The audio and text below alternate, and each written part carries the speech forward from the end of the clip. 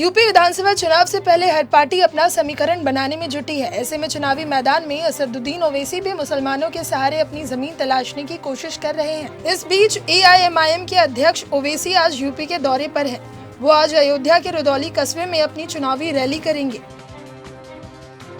इससे पहले वो लखनऊ में मीडिया से मुखातिब हुए, जहां प्रयागराज से पूर्व सांसद और बाहुबली अतीक अहमद अंसारी की पत्नी शाइस्ता परवीन ने परिवार के साथ AIMIM का दामन थाम लिया। अतीक अहमद पर कई मुकदमे दर्ज हैं और वो फिलहाल जेल में बंद है। इसे लेकर ओवैसी अतीक अहमद का पूरा बचाव करते दिखे। उन्होंने कहा कि 38% बीजेपी विधायक पर क्रिमिनल चार्ज है।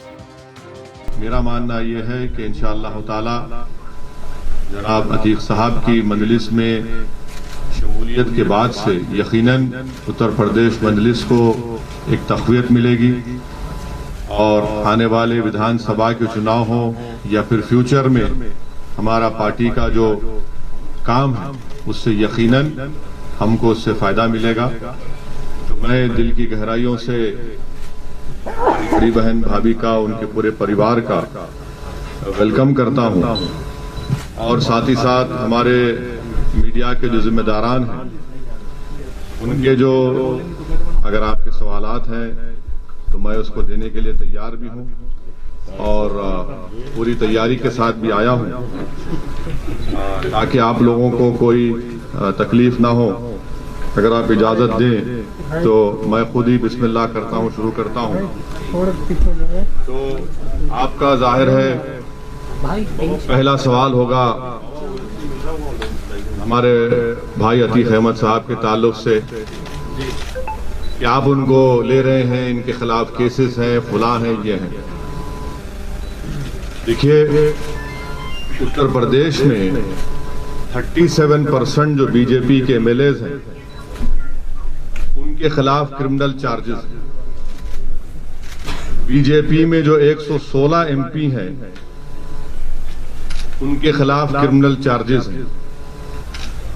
87% बीजेपी MPs के खिलाफ सीरियस क्रिमिनल चार्जेस हैं 116 में से। जो ADR की रिपोर्ट है उसमें कहा गया कि BJP has most number of MPs and MLAs with cases of crime against women.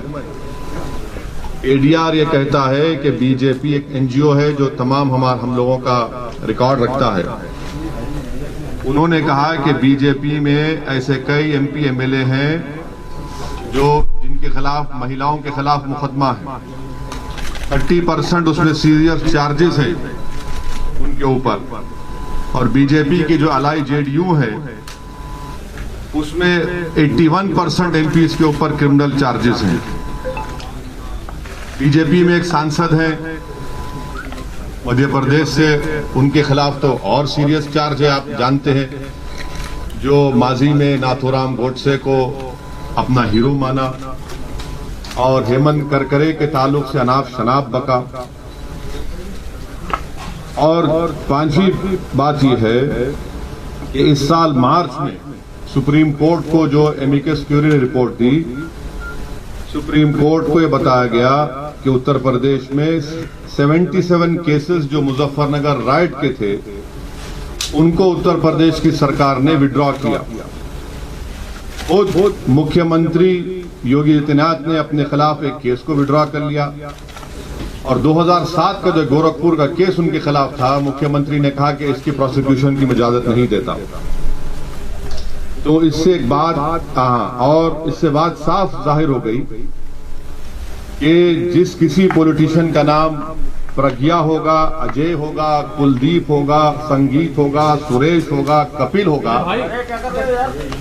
वो लोकप्रिय नेता होगा। और जिसका नाम अतीक होगा, जिसका नाम शहाब होगा, जिसका नाम मुख्तार होगा, वो बाहुबली हो जाएगा। ये रियलिटी है, इसको आप इनकार नहीं कर सकते। और अगर अतीक अहमद मुजफ्फरनगर कांड से पहले अगर कोई प्रोवोकेटिव स्पीच देते और गोरखपुर में कोई और भाषण दे देते और उसके बाद गड़बड़ हो जाती तो हो सकता या फिर उनका उस समाज से ताल्लुक होता जिसके पास सत्ता है, तो यकीनन उनके खिलाफ भी केसेस विड्रॉ हो जाते।